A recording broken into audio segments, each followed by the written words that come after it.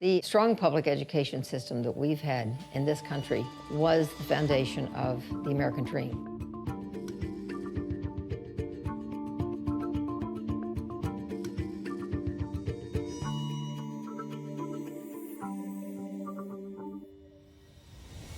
The choice that Americans faced was whether there would be a middle class.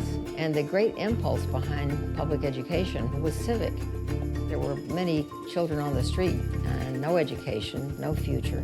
And people who were leaders of the city said, you know, it's our responsibility to make sure that everyone has an education because that'll be good for our democracy.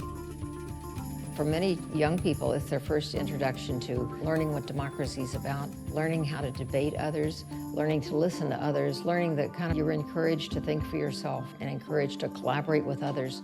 These are all behaviors you need in a democratic society.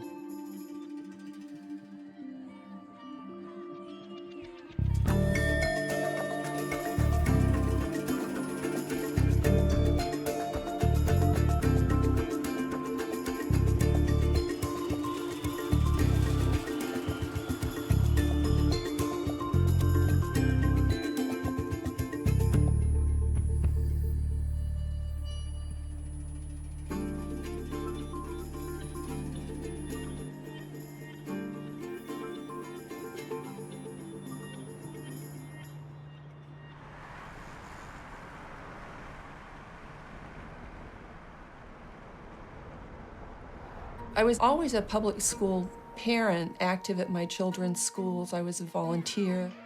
I put energy into their schools and became aware of the educational reform movement. My interest evolved into researching education policy and then these issues about charter schools. And I started to blog about them, getting word out about some of these problems with educational reform. I never thought that I would be encountering a group operating a large network of charter schools that would be involved with a coup attempt overseas. I'm a founding member of Parents Across America. It's a national group that was created to educate other parents about the issues going on with the education reform movement. You just start calling these schools failures, and then you start to move in to replace them with something else. Charter schools aren't public schools. They're privately managed schools that are funded with taxpayer dollars. You have short-term teachers, privately managed schools, no local control. It's a perfect storm that's destroying American public education. Some of the worst offenses taking place in public education today are in Texas. And you can feel the movement growing. How many know Diane Ravitch? Raise your hand, okay. If you don't, you will. There are quite a number of experts who are critical of the charter school movement. One of the main voices these days is Diane Ravitch. She's a former Assistant U.S. Secretary of Education. She had been for a long time a proponent of corporate education, but it occurred to her that this was going in the wrong direction. There are now 6,000 charters, and on average, the charters do not get higher scores than the public schools. I remember when charter schools started, and it was back in the late 1980s, and Albert Shanker had the idea of charter schools. And I remember one day sitting with him, and he sketched out on a piece of paper the logic of charter schools. And to him, the reason for charter schools was that there were many kids who were not doing well in school. He said you could go into almost any school and you'd see kids with their head on the desk. You'd know that a lot of kids were dropping out. He said the charter school would be an opportunity for a group of teachers to get together and say, why don't the 8 of us create a small school, try different things, and then bring whatever we've learned back to the public school so that they can incorporate it and help to educate all children. That was his concept. In 1993, he repudiated his own idea and said, charters are now being used by for-profit companies, and I don't want to see privatization. I don't want to see for-profit companies operating schools. They have low test scores, low graduation rates, high teacher turnover, but they're very profitable for those who own them. Don't let them privatize your public schools. The privatization movement is a mighty hoax to grab what belongs to all of us. You have Senator Dan Patrick advocating for vouchers. That would be very destructive to public education because every dollar that goes to a voucher comes right out of the public school system. Dan Patrick is a Texas state senator. He chairs the Senate Education Committee, and he is extremely aggressive in terms of introducing legislation for charter school expansion. I love education, first of all. Let's break away from this model that is not only not working in many areas, but isn't even relevant for where we are today.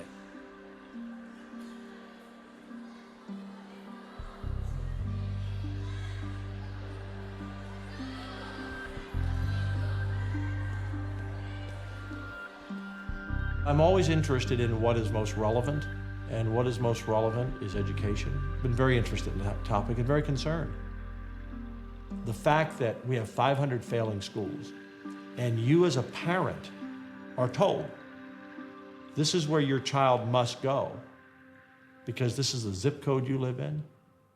You have to send your child to a failing school. That's outrageous. And Tracy, is she good? She is. A charter school is a public school, tuition-free. 90% of their operating funds come from the state of Texas. The other 10% primarily from the federal government. Charter schools boards are not subject to local elections. There is some state law, state regulation that don't apply to charters. If a charter school figures out on Friday that their 6th grade math program isn't meeting the needs of kids, they'll frequently work over the weekends, and on Monday, they'll have a revised math program to hopefully better meet the needs of those kids. In traditional school districts, on the other hand, you have to appoint community committees, faculty committees, parent committees, got to go through several hearings, go through to the elected school board. And so it may take a year or more to be responsive, to meet the changing needs of the students. We can be much more adaptive and change much more rapidly than in traditional school districts.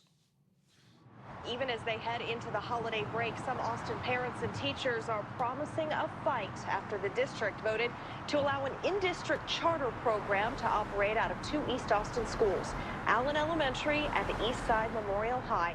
This is where the takeover happened, where IDEA did whatever it takes to take over Allen Elementary.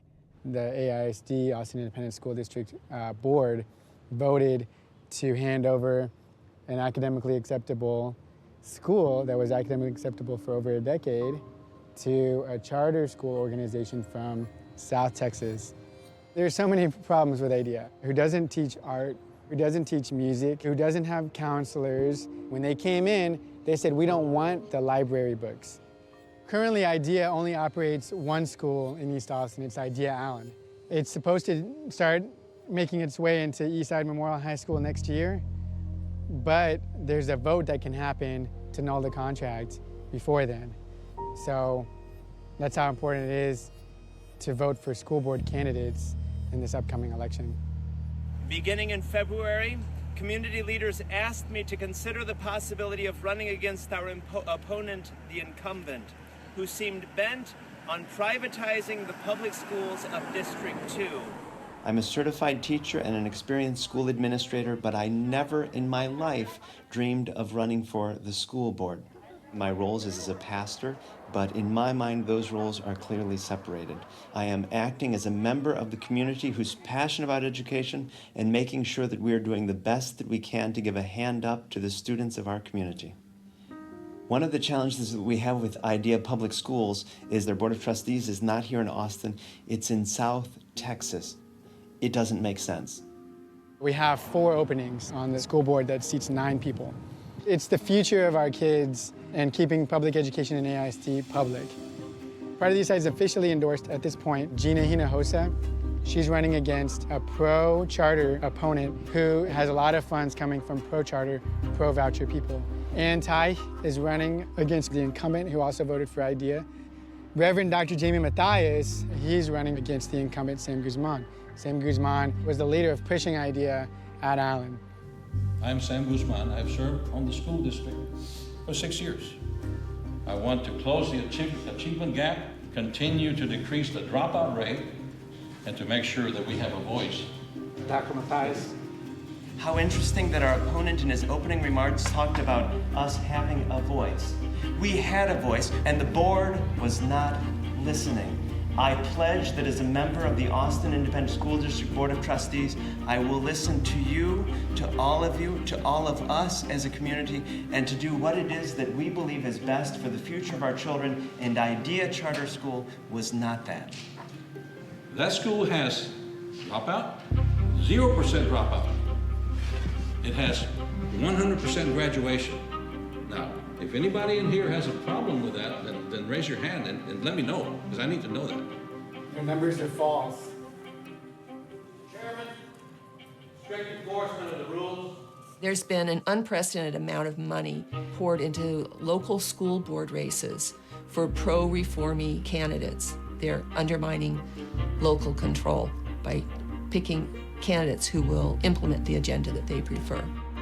Vince, you represent a real grassroots movement. It's the community taking on this established political system, and that's what is so fascinating about this race.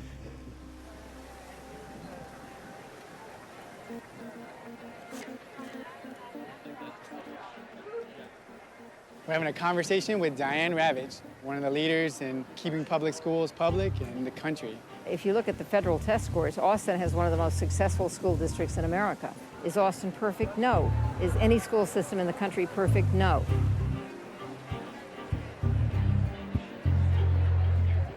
We're not going to see any big improvement in American education by opening more and more charters. We're just going to destroy public education. How many charter schools are there in Texas now? We have over 500 campuses. We have 215 charters. So if you have a charter and you're successful, you can replicate. Like KIPP, and that's the one that many people refer to, they can expand. There's a lot of perception that KIPP is the largest charter school operator in the United States. And It's not. You know, most Americans are not aware that the largest charter chain in America is run by a group of Turkish men associated with an imam who lives in seclusion in Pennsylvania. It's called the Gulen charter chain, and he's Fethullah Gulen. He happens to be very politically powerful in Turkey, where he has a very important political movement. Why are there way more than 100 charter schools run by a Turkish imam in the United States? That is the King Estates Middle School campus. It was closed a number of years ago and is now occupied by Bay Area Technology School. That's the Gulen Charter School in Oakland. It's also known as Bay Tech. I had discovered a newspaper article about a charter school in Salt Lake City that parents thought was associated with a Turkish religious group called the Gulen movement. At that point, we called looking at the board member listing for this school and then was able to identify them as all Turkish names. So that's when my wheels started spinning and I started doing more research and figuring out that this was not random. Fethullah Gulen left Turkey in the late 1990s. He came to the United States and leads a movement that is active around the world. I met Gulen when he was a preacher in a mosque.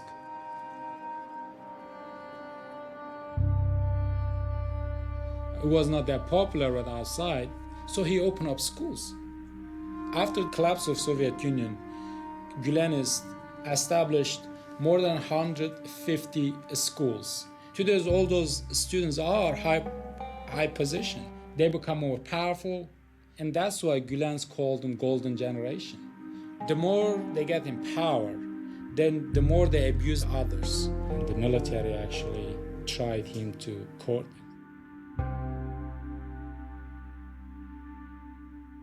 And so Gulen actually gave a reason, like health reason, and came to United States. Sizden ayrılmak bana çok giran gelir.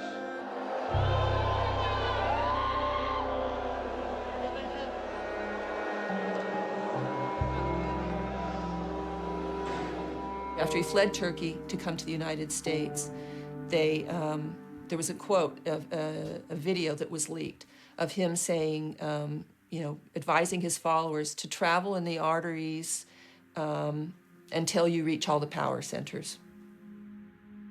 Böyle bir yerlerde birer tane ev açıp orada tıpkı bir örümcek sabrıyla ağımızı kurup o ağın içine düşecek insanları bekleme. Turkish people know about the Gulen movement, but in the United States, it's been an underreported story. Who is Fethullah Gulen? I have not done a deep study of him, but I only know what I read about his movement. What is the largest operator of charter schools in Texas? I'd have to go back and check that. I'd have to go back and check. It's probably either KIPP or Harmony, potentially. Mm-hmm. I think it's Harmony, from what my research is. Right. Currently, the largest is the Harmony system of math science academies.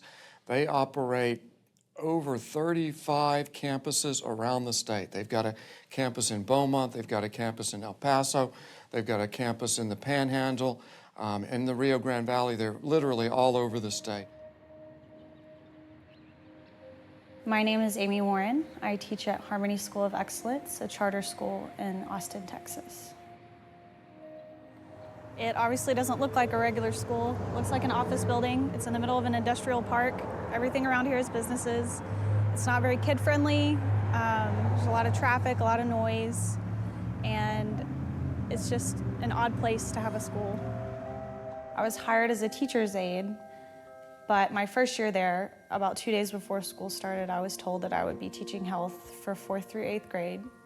Even though I have no prior experience teaching health and it's not what my certification is in, I expressed my concern that I was not qualified to teach these classes, and I was told by our principal at the time that I could just take the kids to recess each week in my class. It's very unorganized, dysfunctional. It's really hard for us to do our job when our principal doesn't even know what we're supposed to be doing. I would say about 300 kids are supposed to use this playground. Obviously, it's not big enough for that many children, so there's a lot of injuries and fights that happen. The Turkish administrators do most of the planning of what is going to be implemented into our schools.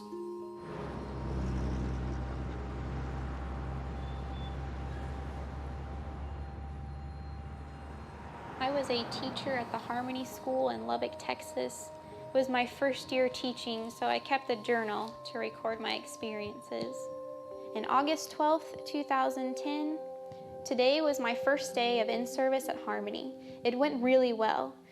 November 6th, 2010 is how we've recently lost a teacher. She was offered a job at Lubbock ISD, and we hired another who had taught for 13 years. She was gone after 4 days because she didn't want to put up with the administration. I think at this point we have more uncertified teachers than certified. We have more first-year teachers than seems legal. Most of the Turkish teachers' English is so bad that I can't understand them, and they clearly can't understand me. January 22nd, 2011. The administration here is completely underqualified to hold administrative and management positions. They're more concerned with sharing, even forcefully, the awesomeness of Turkey with staff, faculty, and students, and with providing a good educational and work environment.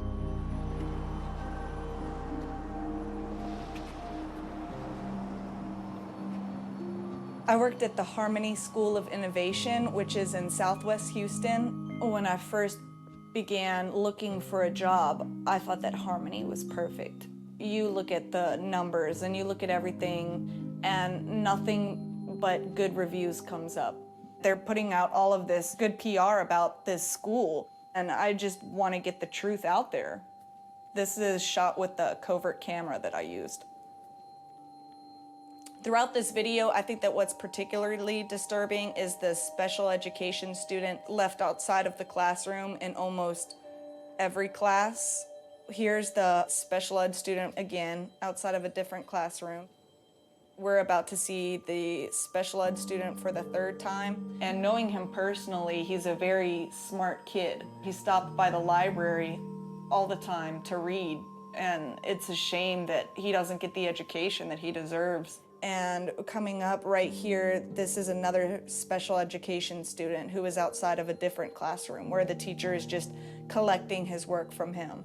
Every time that I attempted to talk to our principal, he would ignore me, or he would just say, okay. At a public school, a teacher would be in a lot of trouble if they were to do that. This is just a median for a parking lot, and it's used as a playground for the kids. There would be up to 60 kids at a time. Here they are playing in a parking lot. There is no one watching them, and it is right next to a very busy freeway.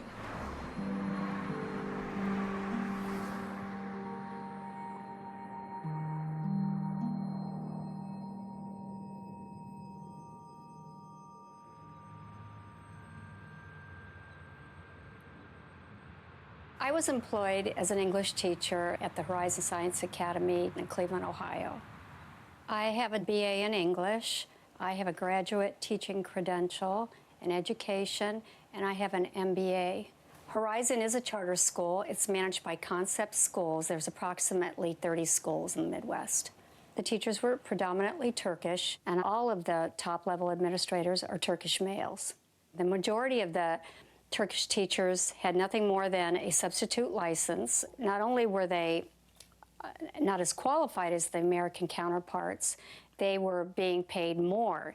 One of the Turkish male teachers who had worked there for only 2 years in the same pay grade as I was, he had left his paycheck on the copier machine, and it said that he had brought home that month $4,300.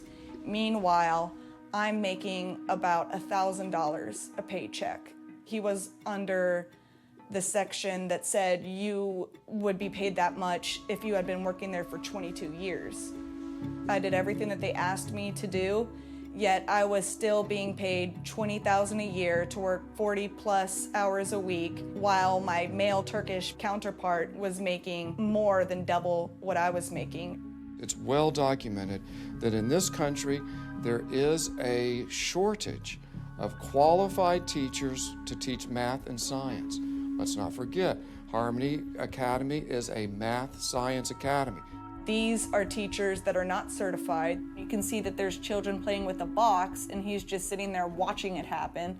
And I looked it up on the schedule, and these children are supposed to be in science class.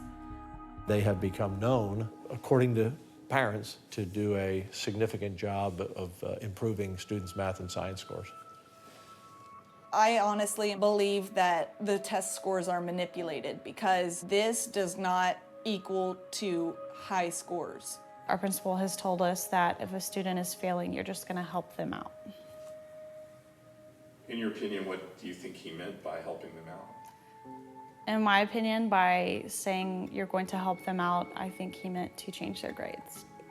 The bottom line is that look at the results. Virtually every one of them are exemplary, the highest academic rating the state provides, or at least recognize the second highest rating.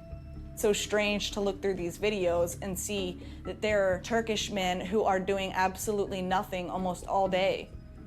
When they would come in August, they would tell me that they had only been in America for 2 months. I had many students tell me that their teachers would use Google in order to translate things. It just seems very shady to me as to why these people are in an education system in the first place. About a year into my employment with the school, I learned through one of my Turkish colleagues that all of the Turkish teachers at the school and the administrators were part of the Fethullah Gulen movement. We were called into this meeting room, and we had to watch this video about this man named Gulen.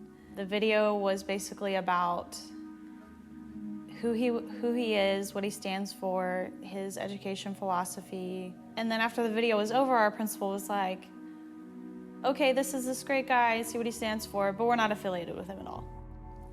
A lot of the leadership of Harmony or Cosmos are Turks. There is no formal connection in any way with Fethullah Gulen and the Gulen movement. I do not think that it's true when they say that they have no connection to Fethullah Gulen. A lot of their dinners, a lot of their team building activities take place in the Turquoise Center, and there are signs there that say things about supporting Fethullah Gulen. Gulen charter school operators will claim that their schools are unrelated. They'll also will claim no connection to the Gulen charter schools that are abroad. There is always a way to find out that these schools indeed are connected. They often use the same text in their welcome letters. These are welcome letters that are maybe posted at the beginning of a student handbook for the year. So you have here the Bay Area Technology School in Oakland, and the second paragraph says, Baytech is a reflection of all of us. All of our policies are intended to provide a safe and orderly environment that will be conducive to learning. But then you have this school in Pennsylvania. YSCP is a reflection of us all. Our policies are intended to provide a safe and orderly environment that will be conducive to learning. Oklahoma, Discovery School of Tulsa is a reflection of us all. All of our policies are intended to provide a safe and orderly environment that will be conducive to learning. Tajikistan, Dushanbe International School is a reflection of all of us. All of our policies are intended to provide a safe and orderly environment that will be conducive to learning. Ethiopia, Najashi Ethio-Turkish International School is a reflection of all of us. Hong Kong, the Rosebud Primary School, a reflection of all of us. The school in Korea, a reflection of all of us. Massachusetts, Hampton Charter School of Science is a reflection of all of us. Magnolia School, same sentence. These are all schools that will deny a connection with one another. Here's a school in Austin.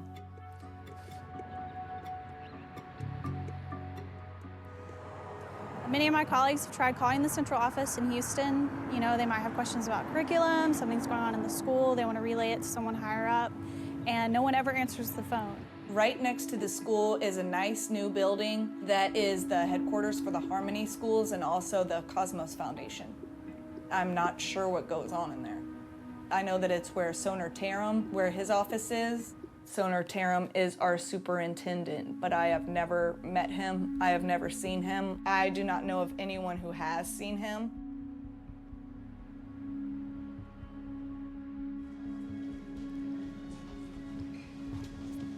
I'd like to see Dr. Soner Taram. He's not in the office today, sir. You know when he'll be back? I do not. Is there anyone else we can speak to? You know what? Let me inquire. Would you mind to have All a right, seat for me? sure. Thank you. We've been trying to sit down and talk to Dr. Taram directly. These are all the correspondence that we've had. We've sent certified letters. Okay. And all I get are non-responses essentially from his PR firm. Sure. And since you guys operate the largest charter school network here in Texas, Sure. we really feel that we need to speak with him directly. Okay. So I've tried to call, he is not in the office right now. I tried to call him and I texted him and asked him to call me right away. Will he be back today? I'm not sure. I don't know if he's Nobody here. knows what his calendar is? I don't have his calendar for today. I mean, I usually have a general idea. Will you give me copies of the documents that you have, just so that, because I would like, and I can ask Ms. Matthews to make copies for us. Absolutely. So that way I'll have an copies idea, because I would ahead. love to, whenever I finally get a chance to connect with him, more information I can have, Sure. and the clearer I can be on things, then I can That's do a better pretty much job all of the connecting. correspondence that we've had over the past year with you guys. Okay, great. Let me have So Ms. make a Matthews copy of it, yeah.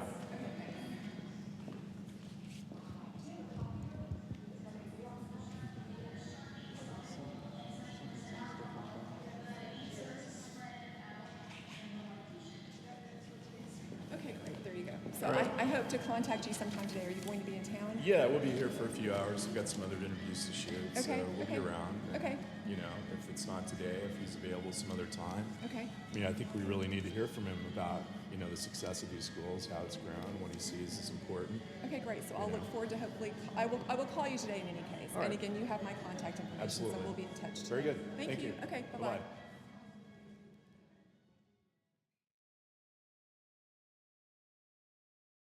Let's not lose sight of the fact that what this whole process needs to be about is the student and driving greater achievement, academic outcomes for the students. Harmony excels in those areas. It's Harmony Science Academy in Beaumont, where I've been going to school the last 3 years. Came home and checked the mail, and I saw the brochure for Harmony. I was like, oh, this looks pretty cool. So I went through it. I'm like, oh my God, it's heaven, because in the brochure it said a zero tolerance policy for bullying. So I'm like, you know what? Yes, we're gonna sign up for this. I'll start high school somewhere where I won't get bullied. And I was so excited, and I finally get there, and I was bullied by the teachers. Most of the teachers that teach there come straight from Turkey to teach. Until you go there, you don't really know how they act. You can't really explain it to the full extent because of just all the crazy stuff that goes on at Harmony. It's just a very complex story, and it started the minute Tatiana walked in the door and the first time she opened her mouth. If she would have just sat there and been quiet, she would have been fine.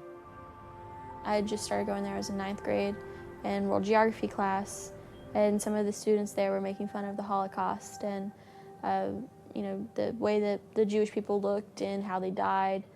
And the teacher overheard the conversation, and she happened to be, you know, Turkish and a Muslim, and she overhears the conversation, and she joins in making fun of the Holocaust.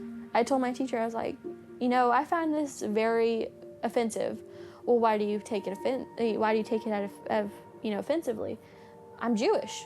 And she just stopped dead in her tracks. Like, you're Jewish? And I was like, yes, I'm Jewish. I got in trouble for it, you know, hollering at a teacher, but they never made fun of Jewish people again, so. And to this day, they still think I'm Jewish, and I don't mind. It was the right thing to do. I'm positive they're trying to make me leave. You know, you don't belong here anymore. You need to go somewhere else. My best friend, I met her at Harmony, and that's the only reason I'm dealing with the bullying from the teachers and, you know, all the things that they throw towards me, and I'm not gonna bow down to them. She wants to prove to them that she can do it. I can do it, and I'm going to do it. I'm gonna walk across that stage and get my diploma, and I'm gonna leave.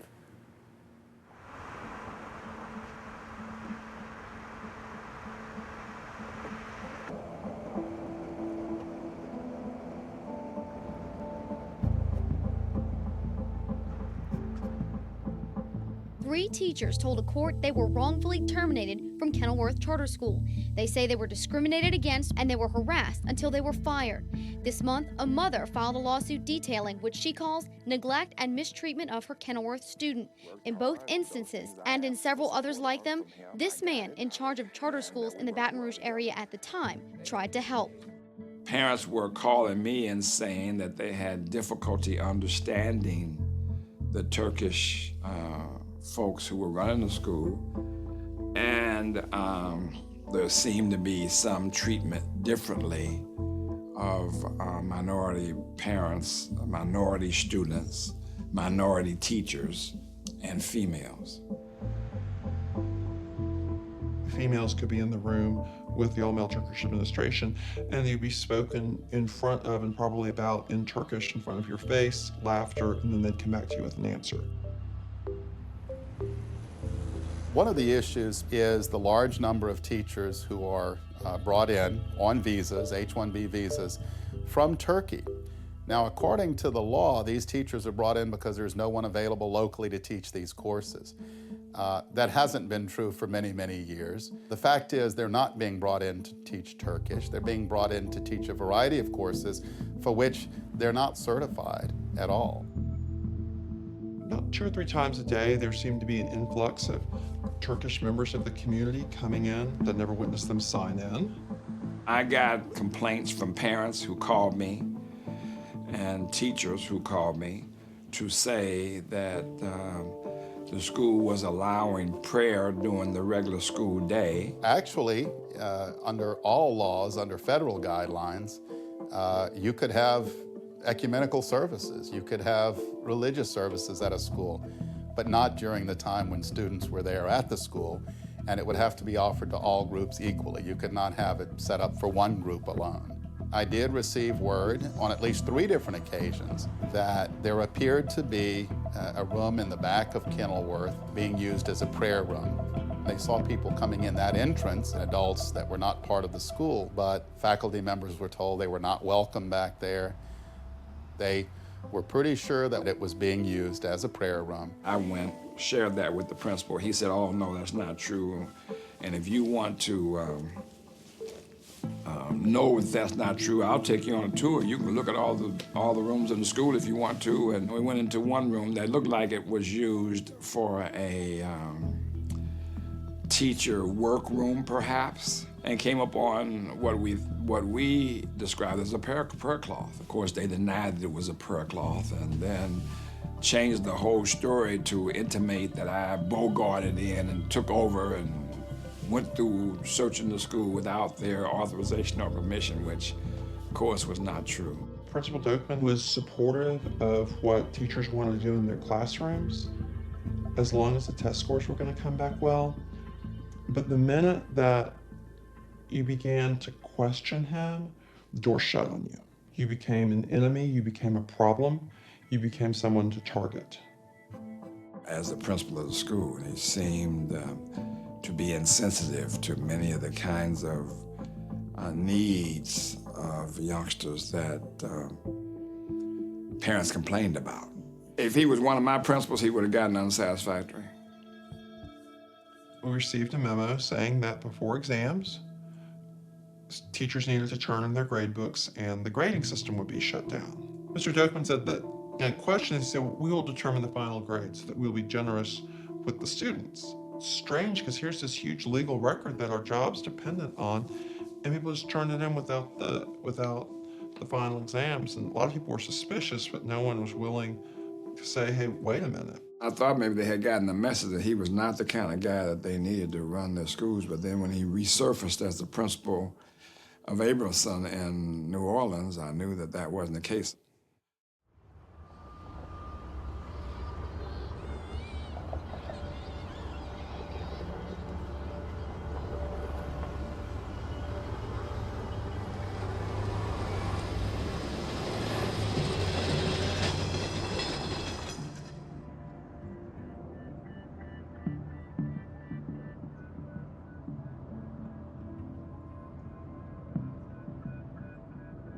Reports came out in the New Orleans Times-Picayune about some of the things that had happened at Abramson. Suddenly, an investigation was ordered. So I'm looking at one volume of the Louisiana Investigative Report into Abramson Science and Technology Charter School. This investigation was launched after a teacher at the school wrote a letter about some of the things she had observed going on at the school. Examples of the practices include, but are not limited to, forging of parents' signatures, educational competitions wherein students received awards for projects that were plagiarized, as well as receiving credits for classes that do not exist. After she sent this letter, the state launched an investigation. They would have unannounced audits. They interviewed teachers, and they collected volumes of reports of things that were going on at this school. This was a Louisiana Department of Education investigation, the only investigation that's been conducted that is this in-depth, that gives us a peek into what is going on at these Gulen charter schools. General overview, the Turkish teachers were let off the hook most of the time. Very few resources were given to her for her English class, but the Turkish folk dance team received new uniforms. Science fair projects were completed by teachers. Science materials that had never been opened, had never been used. These schools claim to be top-notch science schools. This is important because it reveals many of the things that other people have complained about that are going on at this school.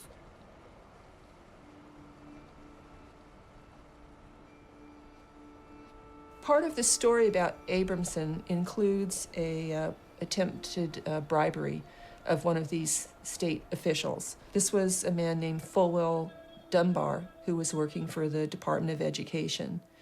And he was approached by a woman from a Texas construction company. He says on Friday morning, he got another call from Inci Akpinar, the young Turkish woman who's the vice president of Atlas, Texas. My experience with her at Abramson and her persistent request to meet made me very suspicious.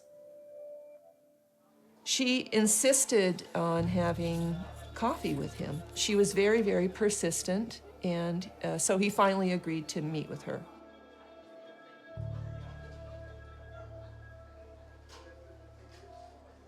He writes, as before, she gave me a number of compliments and told me how much she and the school needed me. Then she said, and I quote, I have $25,000 to fix this problem, $20,000 for you and $5,000 for me. He responded saying, I work for the Louisiana Department of Education. We are not allowed to take money. She then said that I could help the school after work and that I would only need to advise them. She asked me to consider her like a sister. You are the only one who can help us. Once again, he refuses. So he went on to recommend to the Board of Education, the State Board of Education, that this charter was revoked. This is an excellent example of the lengths to which the Gulenists will go to protect their charter schools. I suspect there's quite a bit of this type of thing that's going on across the country. Within 14 days, the school was investigated, the school was closed, the recommendation was made by the superintendent to close the school, Bessie voted on it, and the school was taken over by the state.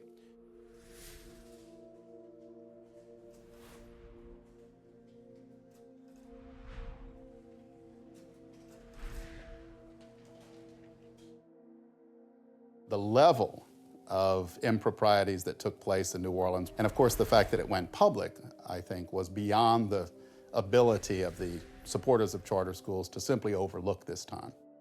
After Folwell wrote this report, he was fired. Inchi Akpinar was never charged for attempting to bribe a public official. She returned to Texas and is still working for Atlas Construction Company in Texas. My background, I'm an architect, and I've been working with Atlas Texas Construction for 8 years. Oh, you're an architect? Yeah, I'm a VP of that company as well. You know, and I stumbled upon this weird article, and it said that, like, there was this Inchi Akpinar who got accused of bribing some guy in Louisiana. No, was that you? No, that was not me. No. There was something else. Okay. Isn't it unbelievable that Folwell, who wrote this report based on evidence from a wide variety of people, he ends up losing his job and nothing happens to Akpinar.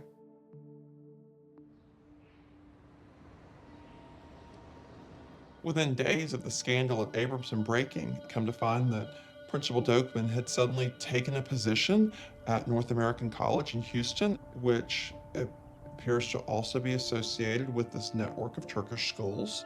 Would it surprise you if I told him he'd been promoted and he's in Houston working at the North American College? I'm not necessarily surprised. That's kind of their track record of moving people around. If they don't work one place, they take and put them somewhere else.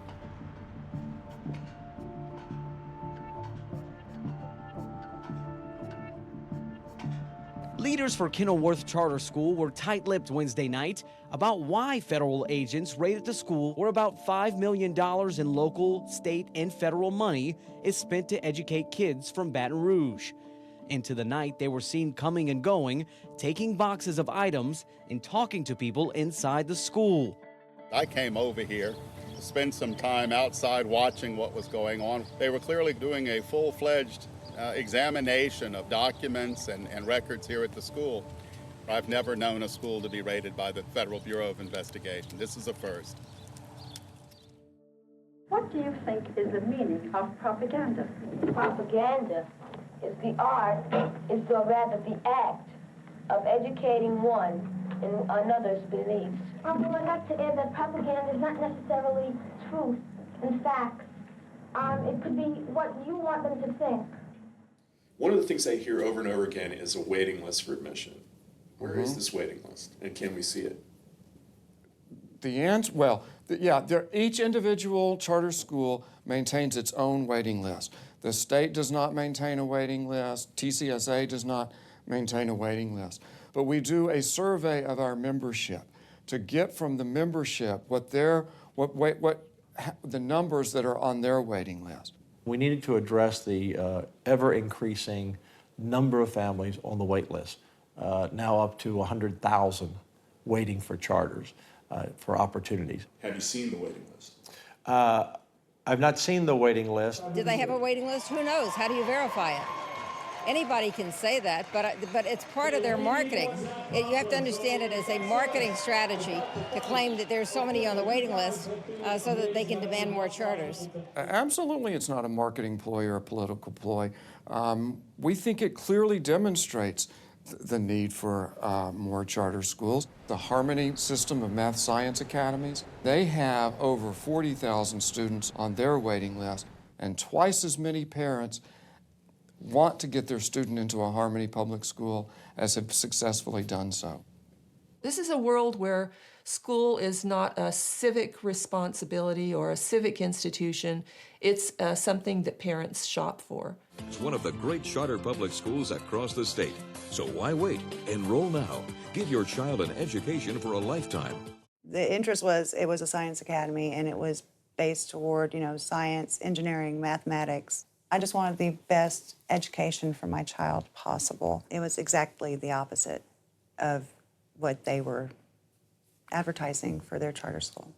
They advertised that we're this math and science academy, but yet our science lab doesn't have resources. We also advertise that we're very high technology, things like that, but our computers are falling apart. We don't have anything new and high tech for the kids to use. The more that the school can be marketed, the more parents they will have enroll their children in the school, and the more money will come that school's way. Advertising from Kenilworth, we're saying, look at the incredible success. After the first year, but before scores were out, they were already showing brochures that showed the success of students at Kenilworth, but they were actually using numbers from Abrams in New Orleans, which is unethical, crazy.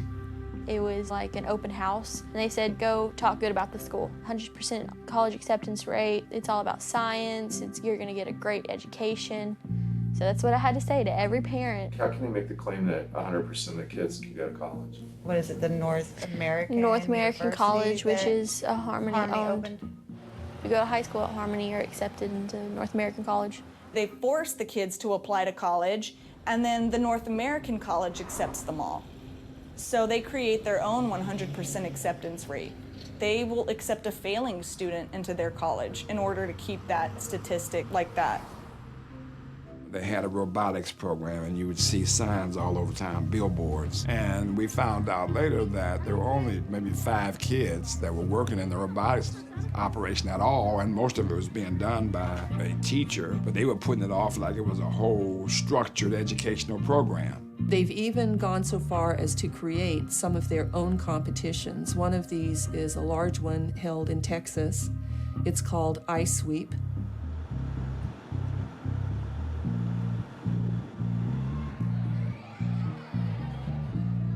A large number of students who are competing at this science fair come from these Gulen charter schools and Gulen private schools outside of this country. We are from Kazakhstan. We are from Indonesia. We're from Thailand. I am from Mexico. Harmony Science Academy, Houston High. They're using these science fairs to generate a reputation for themselves, to market themselves. The science fairs give the schools legitimacy. What could make you happier than seeing a bunch of children win a science fair? But the student hadn't set up the scientific process. The student hadn't been guided to make these conclusions on their own. The student had been given a project and then would stand in front of it to make it look good. For my science fair project, they gave me everything. They told me what to do. They told me how to set my poster board up, what to say. What to put on the poster board and how to arrange it. And they actually, the judges, they had some politicians as the judges. They just told me to impress the parents, impress the people who were judging. I got a trophy, so I guess I did good.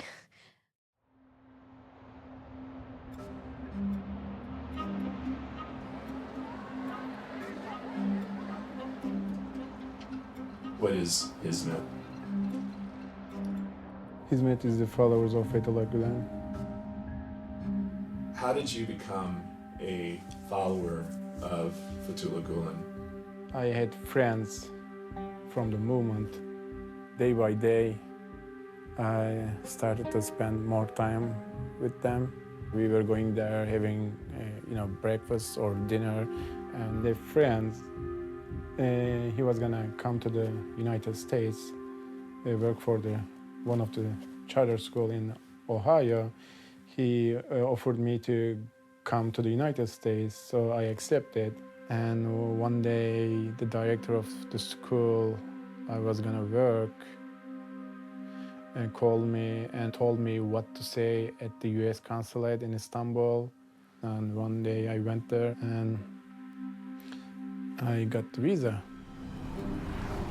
When I came to the United States, I started working at Horizon Science Academy, then it's a middle school located at Cleveland, Ohio. I didn't have any teaching experience. I just get a substitute license, but I was supposed to teach, I think, 27 hours per week as a teacher. It's like a full-time position. They are acting secretly in the United States. They are refusing their connections to the organization, but 99.99% of Turkish teachers at the schools are the followers of Fethullah Gulen. All the charter schools managed by Turkish people are the part of the Hizmet movement. I didn't know that until I saw the TÜZÜK, their bylaws, the rules, how much money you can get. Any person in the movement, in the Hizmet, has to follow these bylaws. And what does A, B, C, D, and E stand for? A, B, C, D, and E is the regions of the United States. As of October 2005, they divided the country into 5 regions. There is one regional manager. In each state, there is another manager, state manager. In each city, there is city manager. In each school has a director. He is responsible from the teachers, Turkish teacher, who work for the school. So it's divided, from top to the bottom. Who's at the top? Who's at the top? As I know, Fethullah Gulen. Fethullah Gulen lives in Saylorsburg, Pennsylvania. You cannot see him easily.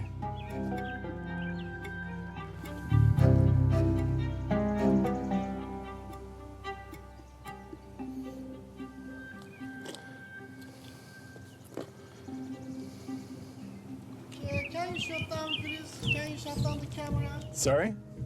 Can you shut down the camera, please? Why is that? We were wondering if Mr. Gulen is speaking today. Mr. Gulen? Uh-huh. You can talk to I will talk to my supervisor, okay?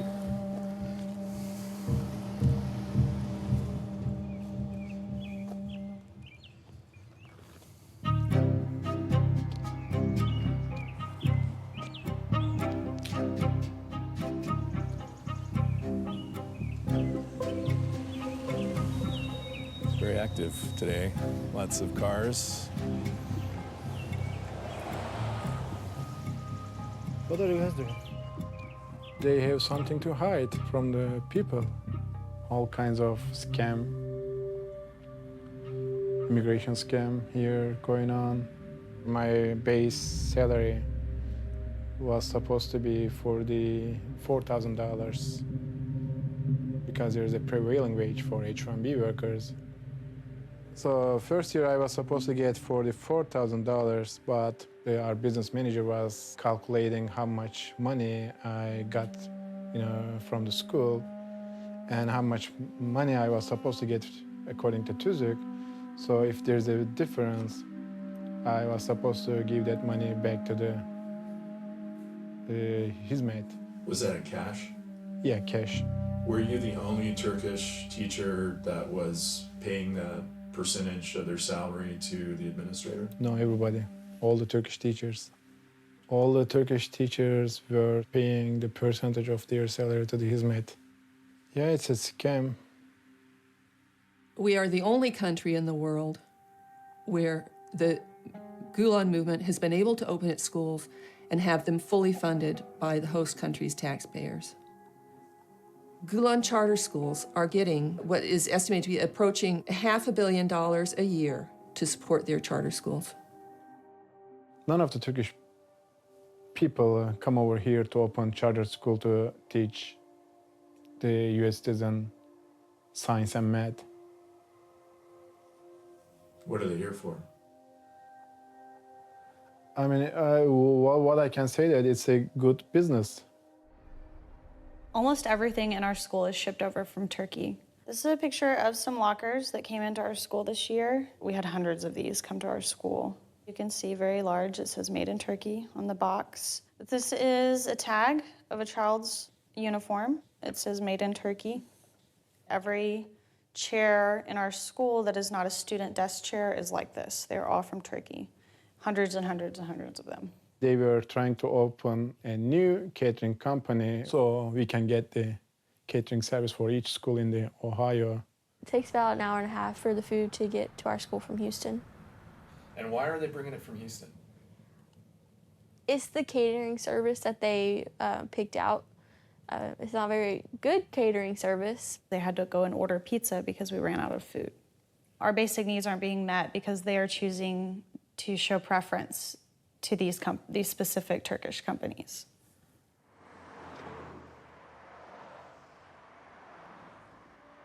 I got a contact through the internet, and they had asked me if I wanted to do some work for the Harmony School. The general contractor for this project was a company called Solidarity Contracting, owned by Levant Ulasal out of Houston, Texas. Solidarity Contracting does not have a license to operate as a contractor. They hired a gentleman by the name of Steve Thompson, who does have a contractor's license to operate in Texas. Levant Ulasal was Solidarity Contracting, called me up, we had a meeting, hired me right on the spot as construction manager of the project. We were having a sub-meeting in there, and JR came in there to discuss payment with Levant Ulasal. And before he could come into the job site trailer, Levant went outside, started screaming at him and told him, "You're fired, get off my project." They now owed me $432,000. JR was one of the subcontractors who was treated terribly, but he wasn't the only one. We had Turkish subcontractors on that project who were treated totally different. Even though they did a poor workmanship job. They didn't even finish. They left, but they were paid. A building this size requires time to be built right according to plans and specifications. In rushing through the job, they missed a lot. The defects that are still there today, the concrete slab, there was bad soils underneath before they poured that slab, and they went ahead and poured the slab anyway. Another situation is the structural steel. There are some areas that were out of plumb, not put together correctly, and were hidden by built-in soffits and then stuccoed over, made go away. There is a danger to the kids in the school, and not only the kids, but anybody in the school. They were going against the AIA construction methodology. They're all being built by Turkish contractors who have taken the money, closed their business, you can't even get a hold of them. And what's happening? The school is left undone, but they want it open. In order to open up a school, you gotta have everything complete. Just like we do here in Texas with our public schools. You think they're gonna open up a school if it's not done right? No, they're not. Where's our building officials? I'm gonna say it plain and simple. Are they being bought off? With the lack of oversight with charter schools, the financial management is really murky. We don't know where their money is being funneled exactly. Do we need more state or oversight around fraudulent activity? I don't think so. TEA has found that in some instances and acted appropriately, but never with Harmony.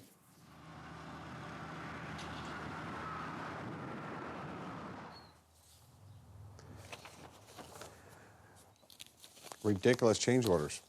If they literally don't do this stuff and they sign it, it's their game.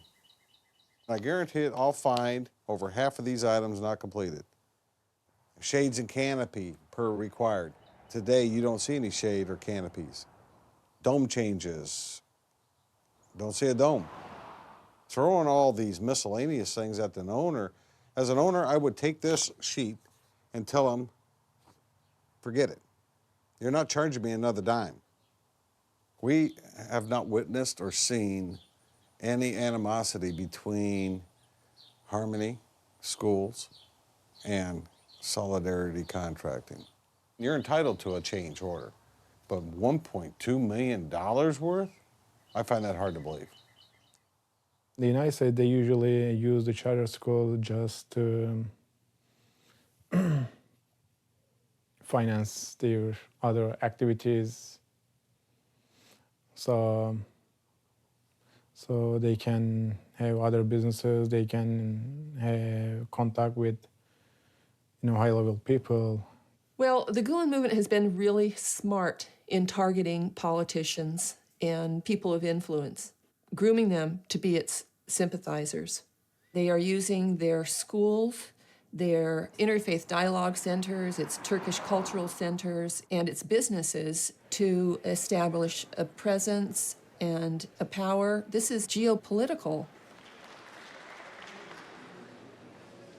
Well, good afternoon, first of all, or good evening. There are hundreds of these organizations, and then they have branches within states. They'll host these interfaith dialogue events. Among those are influential members of the community and politicians.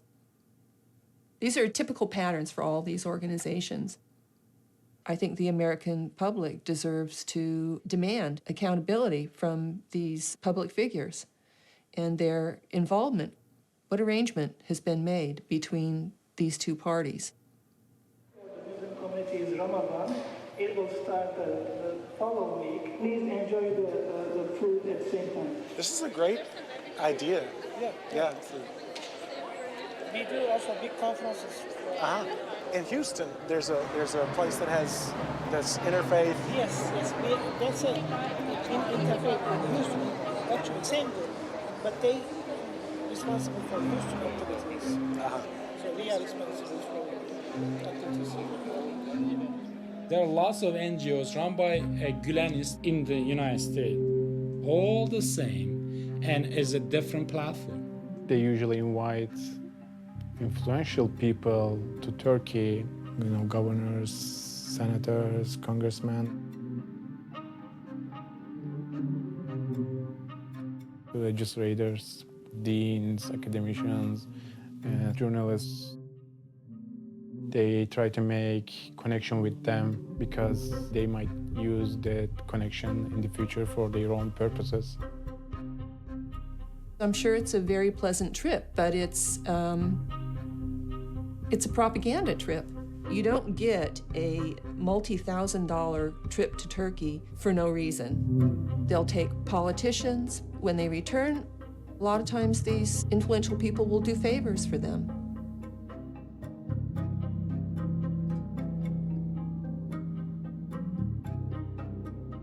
Have you been invited on a trip to Turkey from this group?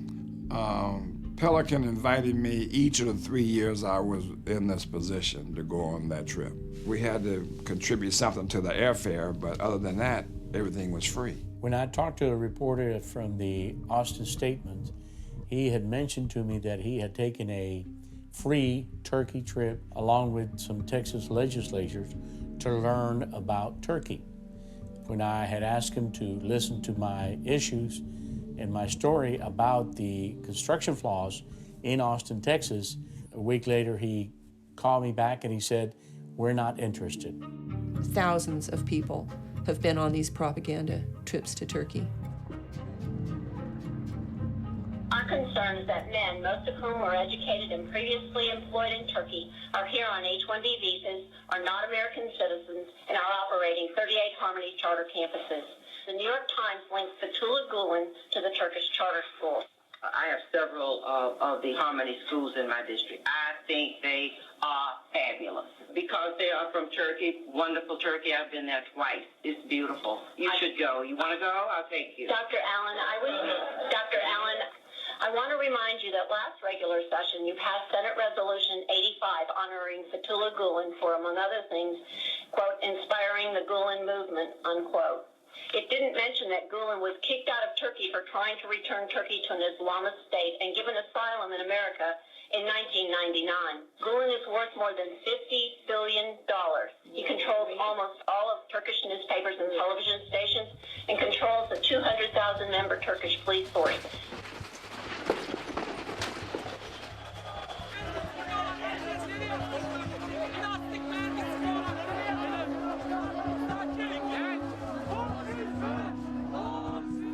İnsanlar Gezi Parkı olaylarıyla birlikte o yıllara varan öfkeyi bir anlamda sokağa. Evet, mesele ağaç değildi sadece. Artık o kadar, ciğerimize kadar gelmişlerdi.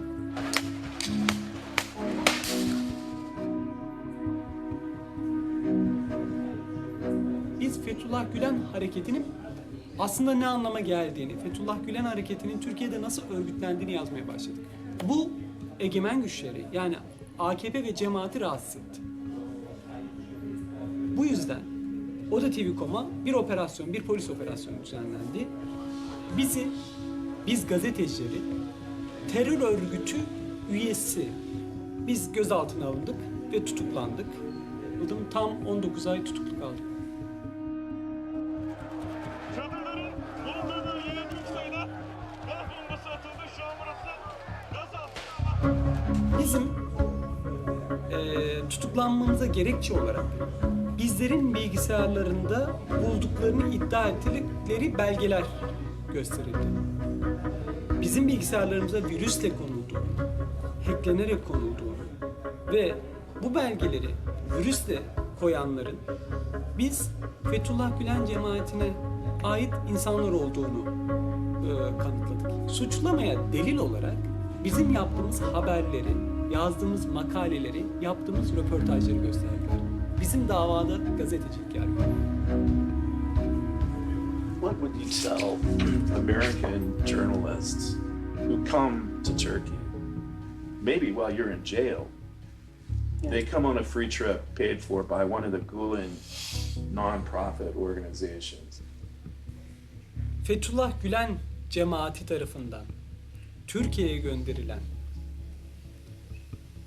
Amerikalı gazeteciler, onlardan isterim ki Türkiye'ye gelip bir de bizimle konuşsunlar. O hareket nasıl bir hareketti?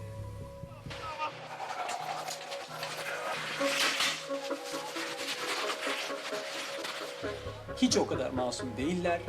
Onları kandırmak istiyorlar. Buna kanmasınlar. The Gulen movement does not like critics and will do what it can to suppress them and intimidate them. I resigned from the school. I talked to FBI, Department of Labor. I talked to other agencies, IRS, INS. I went back to Turkey. They sent one teacher, he was a science teacher at Horizon, the same school I work. They sent him back to Turkey to talk to me. They wanted me to sign a written statement saying that I manufactured all the documents. One of them is Tüzük. I told them I'm not gonna do that, I'm not gonna lie for you. So after that, there are cops from narcotics in my house. They searched the house, they couldn't find anything, and they put me in jail. And 2 days later, I learned that they charged me with international drug trafficking.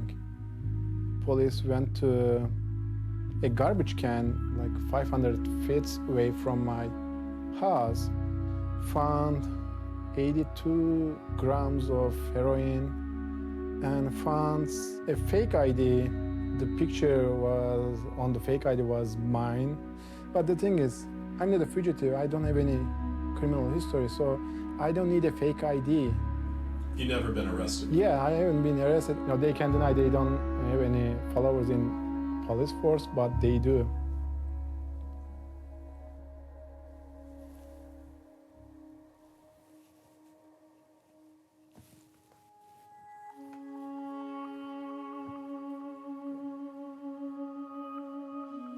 And what can I say?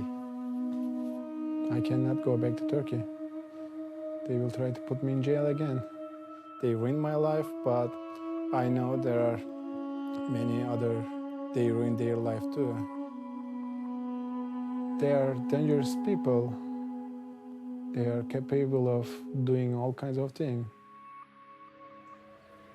O zaman ben üniversite 2. sınıfta öğrenciydim o dönemde.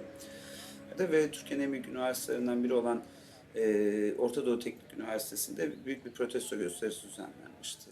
Yani bu işe soyunduysanız sonuçlarına neler çıkabileceğini de bilmeniz gerekir Türkiye'de. Polis tarafından, özel polis tarafından daha doğrusu öyle söyleyeyim. Ben ve 3 arkadaşım daha polis tarafından gözaltına alındık bu eylemde. Ve açıkçası bu gözaltına alınma gayri resmi bir şekilde yapıldı. Yani hiçbir tutanak tutulmadan şakır şakır böyle sular akan bir beton bir odaya götürdüler bizi. 2 kolumdan barfiks demirini astılar. Soydular beni çırılçıplak. Islattılar böyle hortumlarla falan. Daha sonra benim cinsel organıma aynı şeyleri oraya takarak elektrik verdiler tekrardan. Tabii o bayağı acı verdi. Tabii ben bu işkence olayından sonra bu bana işkence yapan polislerin peşine düştüm. Bu Ergenekon operasyonlarını yani barışları ya da diğer Türkiye'deki vatansever insanları tutuklayan o evlerine gidip operasyonu yapan kişilerden biri olduğunu gördüm televizyonda izlerken. Bunlar özel olarak yetiştirilen bir nevi Amerika'da Special Forces ya da SWAT denilen adamlar. Ve bu Türkiye'deki bu Special Forces polisler yani Special özel polisler tamamen zaten Gülen yapılanmasının eseri olarak ortaya çıkan bir polis şekli. Hocam tamam. Niye vuruyorsun? Alttan tekme niye atıyorsun? Ne cevap? Halkın polis olun anlamıyor musun? Halkın polis olun. Biz Türk'üz. Biz düşman değiliz. Yeter. Her gün böcekler gibi ilaçlanıyoruz. Fethullah Gülen Türkiye'deki gücü Türkiye'nin %5'inin desteklemesinden kaynaklanmıyor. Önemli güç merkezlerini, emniyet gibi, yargı gibi, sermaye gibi, bürokrasi gibi önemli güç merkezlerini, medya gibi elinde tutmasından kaynaklanıyor. They have people at each government agency, especially in the police force. They can do everything they want. Nobody can stop them in Turkey. Fethullah Gülen nedeniyle Türkiye daha az demokratik.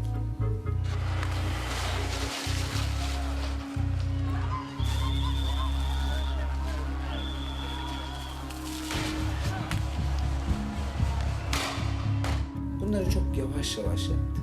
Ve o bunları yaparken biz bunların hiçbirini fark etmedik. Ve şimdi geldiğimiz noktada Türkiye'deki durum ortada.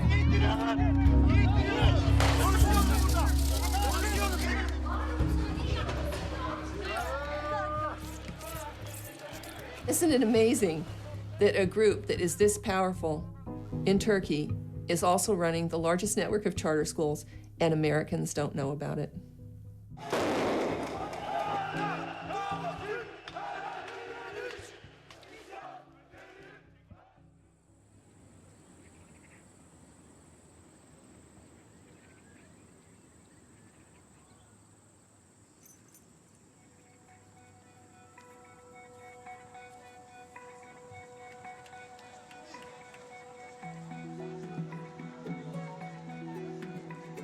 What happened with Gezi Park is that it activated these secular Turkish Americans. İşini bize veremeyeceğini, özür dilediğini söylediler. Keza Fethullah Gülen'in gizli bir ajandası olduğunu, Amerika, Türkiye gibi aynı Amerika'da da aynı şeyleri yapmaya çalıştığını, bir demokrasi düşmanı ve halk düşmanı olduğunu anlatmaya geldik buraya.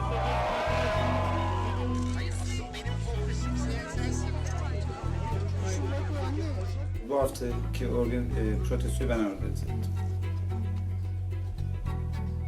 Biz bu Fethullah Gülen cemaati, burada movement denen tehlikeyi Türkiye'de yaklaşık 34 yıldır yaşıyoruz. Şu an Türkiye'dekileri olduğu gibi Amerika'dakileri de kandırıyorlar. They enroll over 60,000 children. They're now in 26 states. This is the largest charter school network in this country. I wanted to go to Pennsylvania to join with the secularist Turkish. The thing that we all have in common is our deep, deep concern about this man and what his followers are doing. We're not going to stop until he's arrested and all his little cult members are arrested.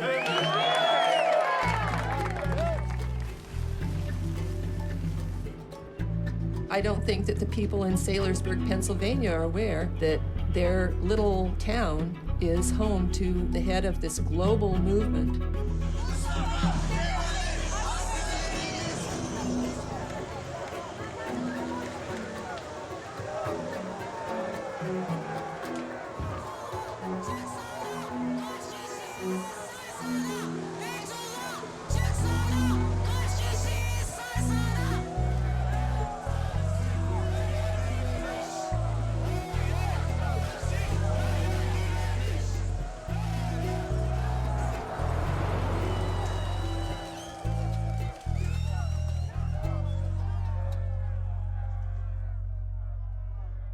I think the protest in Pennsylvania was a good start on pushing back on the Gulen movement's rising power in this country. The day following the protest, this Expose the Gulen Movement conference was held. I was one of the speakers. Mary Addy was one of the speakers. There was a retired admiral from the Turkish Navy, also 2 journalists. You know, I never imagined I would end up here with you guys. I've learned a lot, and I'm really grateful to be here. And thank you so much. Turkish Americans are understanding that with so many charter schools and the massive amount of money that they're getting, that there's a high probability that some of that money is finding its way back to Turkey to support the Gulen movement in its activities there. It's worked out for the Gulen movement in this country because I think people are paralyzed about talking openly about a group like this. There's a real reluctance where this can't be covered, and people won't touch it for fear of being Islamophobic or xenophobic. They are using Islamophobic as a tool for them to defend themselves, but they cannot say the same thing for me. I'm a Muslim, I'm a Turkish, and they can only try to discredit me, and they already did that. Müslümanız. Fethullah Gülen hareketi bizim bildiğimiz, tarihten öğrendiğimiz Müslümanlara benzemeyen. Aslında tüm bunlar, yani Amerika'da bile göstermek istediği bu şey bir imajdan ibaret. Sadece bir imaj. Ama biz gazeteciler biliyoruz ki bu aslında yapmak istediği şeyi örtmek için uyguladığı bir yöntem. When you look at their face, you can feel the same way. They are always smiling, they are always nice people. After you work with them, after you know what they are capable of, they are dangerous people. So you're not in education anymore? I am working for education, but Pearson, maybe Where? Pearson. No. Is it? It's a big publishing company. Oh, Pearson. Yeah. Okay. We do testing for different states. Gotcha. Testing program we run in Texas, STAR testing. They write the tests, they generate the tests, and then they administer it. All of the activities regarding the test. Okay. Taxpayers should not pay for Gulen's private charter schools, because I don't believe those schools has any good for the American society.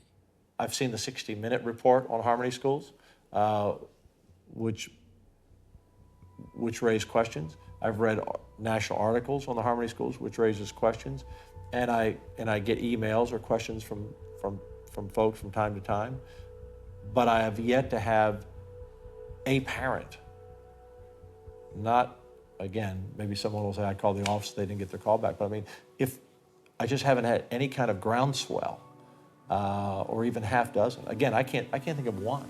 Parents don't have a clue about this. They do not understand the history of this group, how it works.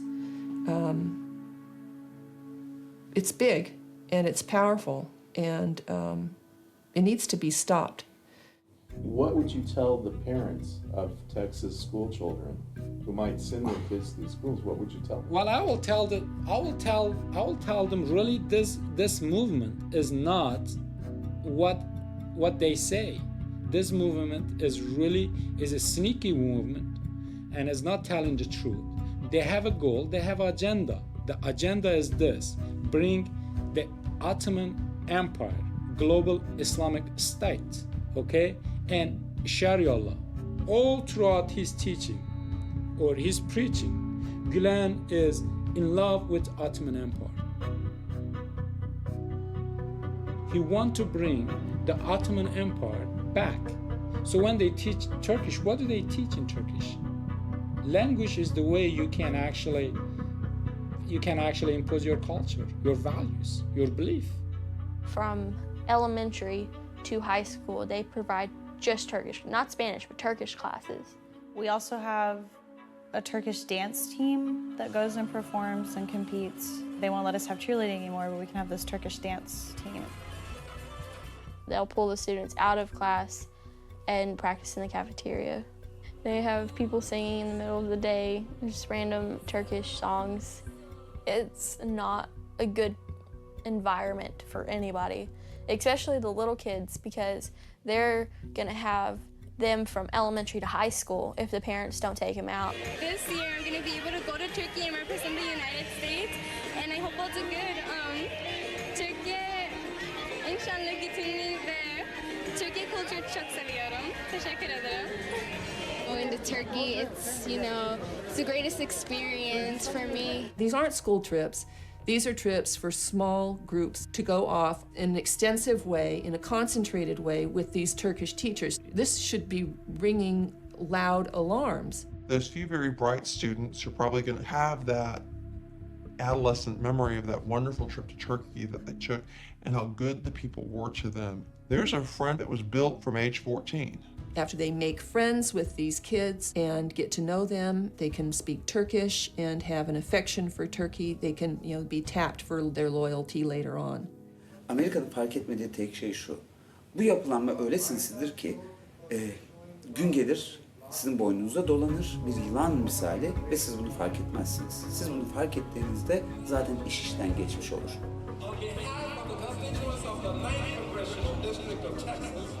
Thank you for what you've done for others in your lifetime. Thank you. Makes me wonder if that corruption gene that left Louisiana found its way over to the State House in Austin. In a state with 5 million students, more than 20 small states combined, and 8,500 campuses and 500 charters and 150,000 in-chart public charters and 100,000 on the wait list, I can't tell you about every situation.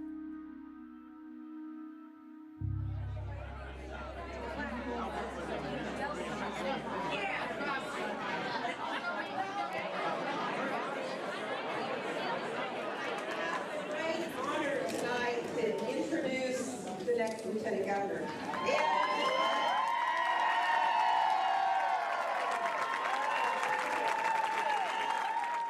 For the world to depend on America.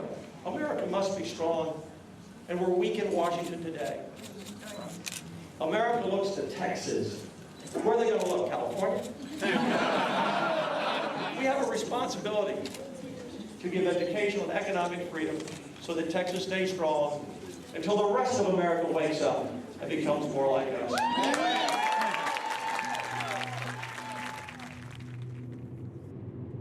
Tonight's the night, and we're heading over to a viewing party. All of the work we've done to inform voters is going to work in our favor.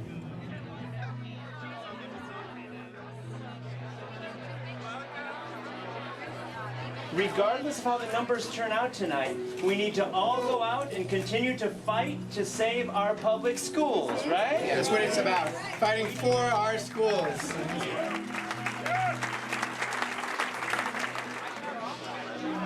So right now we have a lead of 243 votes, which is a bit scary for me. 243 votes out of 8,000 people who have voted so far in this race. So we are on pins and needles, waiting to see how this election is going to turn out.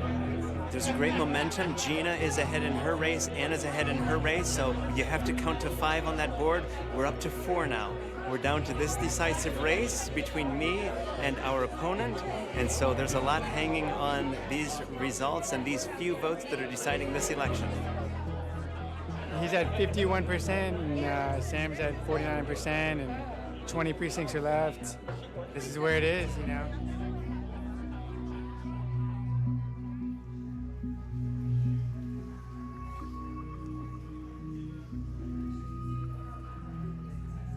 Oh, down to the wire.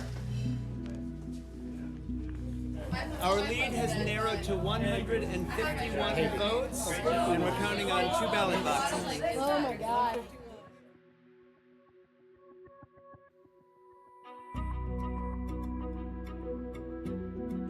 Dr. Jaime Matthias was officially sworn in earlier today as trustee of Single Women District 2. Let's give a big hand for that.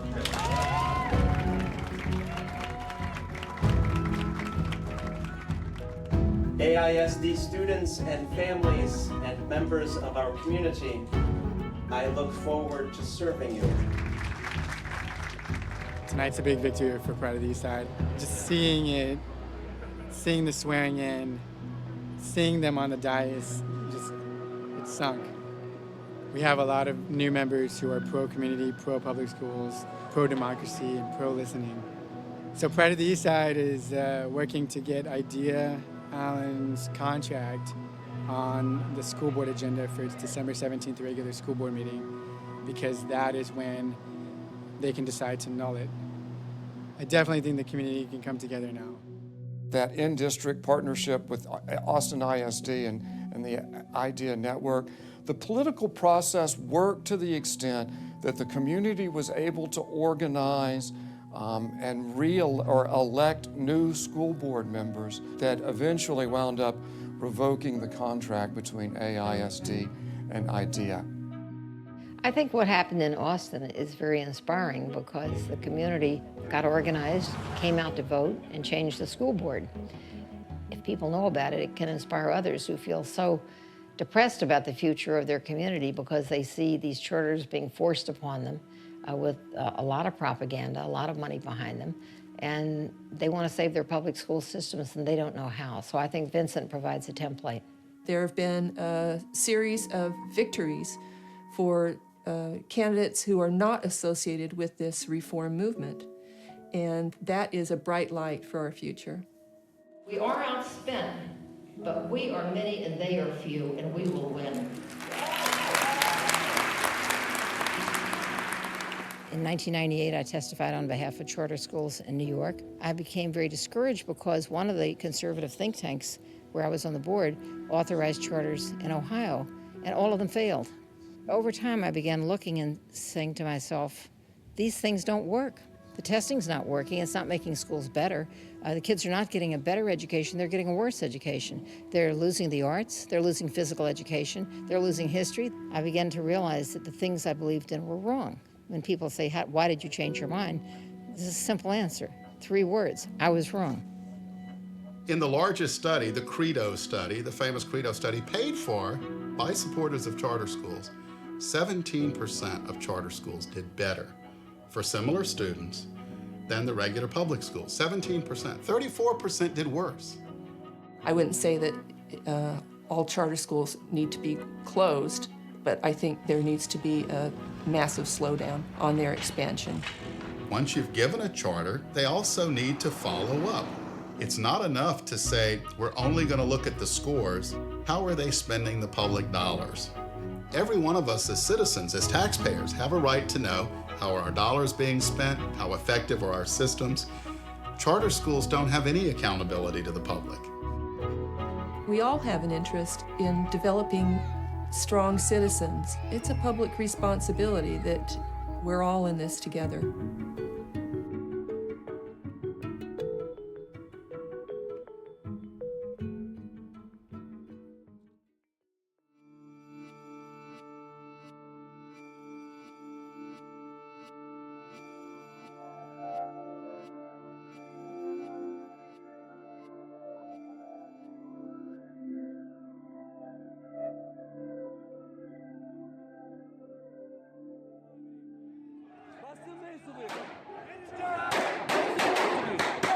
Basın, basın.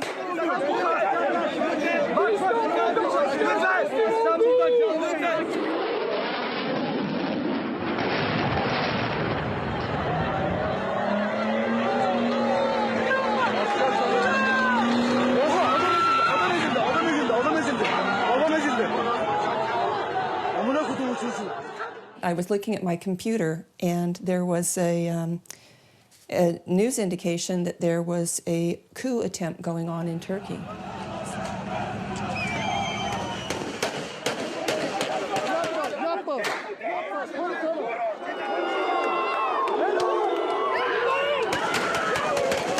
And it was covered all night long and into the next day. This is a huge event.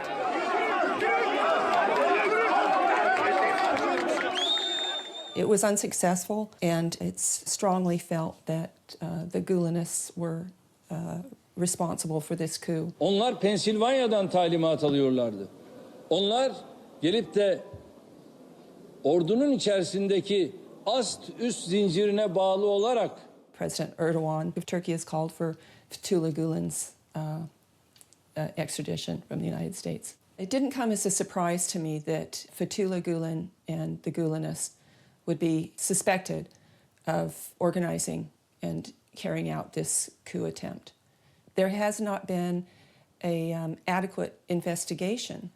It was just mid-September, the House Committee on Foreign Affairs had a subcommittee hearing about Gulen and the Gulen movement and their potential involvement with the coup. And I watched that hearing, and then I looked up all of the congressmen who were sitting on the panel of that subcommittee that day, and they've all been in contact with Gulenist organizations here. So when did Erdogan break with the Gulenists? When they started reporting on corruption that directly affected his entourage in government. So this is what everybody needs to know. Nothing has happened. It's as if the coup didn't happen. It's clear that they've influenced our politicians. One of the congressmen on this panel that day, there's a video of him calling Gulen our good friend. Once again, let me say thank you to our good friend, that Turkish scholar, Fethullah Gulen. Fethullah Gulen, by all accounts, one of you said it, is teaching is multiculturalism, diversity, and he's doing some good work. They've been influenced. They seem extremely sympathetic towards Gulen. This is supposed to be an impartial, fact-finding hearing. You'll be hard-pressed to find a public official talking about this honestly. I suppose one good thing about this coup attempt is that it's raised the attention of the Gulen movement, to the public. Today's newspaper, the Wall Street Journal, has an article about the Gulen charter schools. Specifically, it's about the lawyers who have been hired by Turkey to challenge the schools that are tied to Fethullah Gulen and the Gulen movement. On one hand, I'm happy to see an article like this on the front page of the Wall Street Journal. On the other hand, it's disappointing. Even when I read a line like this, it says, Mr. Gulen's network is hard to define. Well, it's not that hard to define. Once you spend enough time looking into it and understanding how it works, it's actually very easy to identify. Newspapers are going to have to go deeper. While you would think that with the issues that have been going on in Turkey, the importance of Turkey as one of our allies, with the coup that just happened over the summer, and with the fact that it's well recognized that these schools are linked to the Gulen movement, they continue to open schools and to expand their enrollment. At the beginning of the 2016-17 school year, just recently, they opened 8 more, one of which is on Nellis Air Force Base in Nevada. I'm not going to give up. These issues are too important. And as long as I can continue to help get the word out to others about what's going on, I will.